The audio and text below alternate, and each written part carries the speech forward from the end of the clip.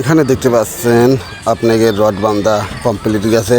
Top দিছে আমরা দুই করে টপ দিলে এখানে ফাঁকা হচ্ছে 3 ইঞ্চি করে ফাঁকা আছে, 3 থেকে 2.5 ইঞ্চি ফাঁকা করে আছে। প্রত্যেক জায়গায় দেখবেন 3 থেকে 2.5 ইঞ্চি ফাঁকা। অবশ্যই টপটা দেখছেন ওই মাথার থেকে শুরু করে একদম ওই মাথা পর্যন্ত টপ দেওয়া আছে। অবশ্যই স্টার টপ দেওয়া লাগে, স্টার টপ না দিলে কাজটি কখনোই সঠিক হয় না। প্রত্যেক জায়গায় দেখছেন এখানে মধ্যখানে অবশ্যই ডবল টপ ব্যবহার করবেন। এখানে যেরকম মধ্যখানে ডবল টপ আছে এরকম ডবল টপ আপনারা ব্যবহার করবেন। প্রত্যেক জায়গায় দেখতে পাচ্ছেন ডবল টপ দেওয়া। এই ডবল টপ কিছু বানতি বাকি আছে, প্রত্যেক জায়গায় আপনি দেখাবো। এখানে যেই বারান্দা আছে, বারান্দা ডবল টপ, এই যে সেই বারান্দা, এই বারান্দার এখানেও ডবল টপ আছে। এখানে দেখতে পাচ্ছেন সিঁড়ির কাজ চলছে। সিঁড়ির এখানে সে দেখতে পাচ্ছেন এখানে কেসি ডবল সিস্টেমের মাথায়, আর ওই মাথায় ডবল সিস্টেম এমন ধাপ মারা চলছে।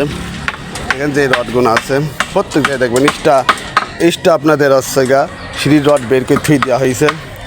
কী কারণে পরবর্তী দোতলা করতে হলে এরকম রড অবশ্যই 3 থেকে 2.5 ফিট মতন বের করে থুতে হবে।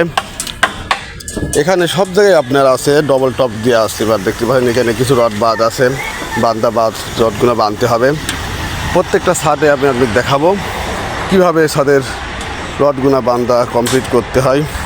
এখানে যে রডগুনা বান্ধা হয়েছে দেখতে পাচ্ছেন, এখানে যে প্লেটটা একবারে লম্বা দিয়েছি, কারণ পার্টিশনে এখানে যে পার্টিশন, এই যেখানে আছে পার্টিশনটা, এখান থেকে টপ দেওয়ার জন্য এখানে আছে। আবার এই পাশে আছে একটা পার্টিশন, আর এই জায়গায় আছে পার্টিশন।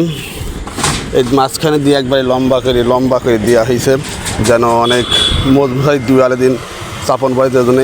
এখান থেকে প্লেটটা আপনার 12 ফিট প্লেট আছে, 12 ফিট দেওয়া। আর এখানে ভোগে দেখতে পাচ্ছেন টপ দেওয়া। এই ভোগে টপগুলো দেওয়ার কারণ একটাই, সেটা হচ্ছে আপনাদের ঝোল, যে ছাদের একটা ঝোল আছে সেই ঝোলটা ঠেকানোর জন্য এই কাটা টপগুলো ব্যবহার করতে হয়। এখানে যে টপগুলো ব্যবহার করা হয়েছে, অবশ্যই আপনারা বাড়ি করতে হলে বারান্দা দেখতে পাচ্ছেন আগাতে একদম শেষ পর্যন্ত ডবল টপ ব্যবহার করা হয়েছে। কেন বারান্দা থাকবে ঝুলে থাকবে, এই জন্য বারান্দাটা ডবল টপ করা হয়েছে। এই ডবল টপ অবশ্যই ডবল টপ ব্যবহার করবেন।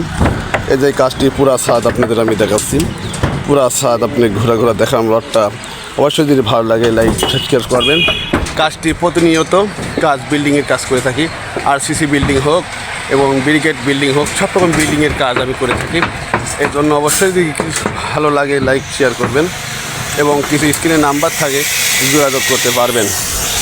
এখানে যে কাজটি হচ্ছে সম্পূর্ণত দেখলেন, এখানে কিছু রড কাটা হচ্ছে, দেখেন গ্যান্ডিং মেশিন দিয়ে রড কাটা হচ্ছে। ওখান থেকে তৈরি হচ্ছে রডগুনা সম্পূর্ণ বান্ধা হচ্ছে। রডটা ঘুরে দেখালাম। এটা হচ্ছে 1300 স্কোয়ার একটি বিল্ডিং। এই বিল্ডিংটা একটা 1300 স্কোয়ার বিল্ডিং।